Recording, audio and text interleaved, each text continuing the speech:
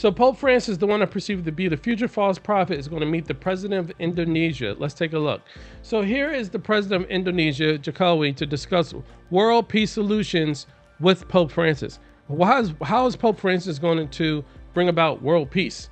Through what solutions? Well, Scripture tells us through the power of the 10 kings. We know Pope Francis fulfills Revelation chapter 17, verse 11, where he's the 8th king.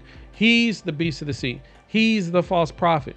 Now, we see the very next verse we're waiting for are the power of the 10 kings to receive power and authority with Pope Francis. And then they're going to give it to Pope Francis. But let's take a look. It says here, President Joko has revealed the topics he will discuss when hosting Pope Francis at the presidential palace in Jakarta this September. He stated that they will discuss world peace. I believe it's crucial that we discuss this with them so that peace in all wars, conflicts, including those in Gaza, Ukraine, and other small conflicts in various countries, can be resolved. Why in the world will Pope Francis have the ability to bring about world peace when he has no way to combat war?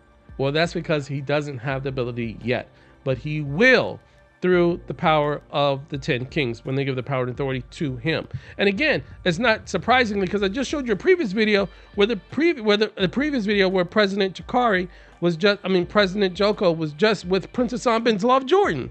So you have Princess bin Salman of Jordan with the president of Indonesia advocating that all Muslims should come together to him in unity for peace. And then we have the president of Indonesia then meeting with Pope Francis to discuss world peace and to deal in squash and reconcile conflicts in Ukraine and in Gaza. I don't know how much more obvious it needs to be that with Pope Francis and Princess bin Salman of Jordan, these are the two individuals who will facilitate the events of the book of Revelation as the ones who will be the false prophet and Antichrist. With Pope Francis receiving the prophecy, with Pope Francis fulfilling the prophecy of being the 8th king, the beast of the sea. Now we're just waiting for the 10 kings to receive power and authority with him and then give their power and authority to him. So let me know what your thoughts are in the comments below. I'd love to hear about it. And if you have any more questions, please let me know or visit my website, therevelationwatchman.com. And remember, folks, to keep watching.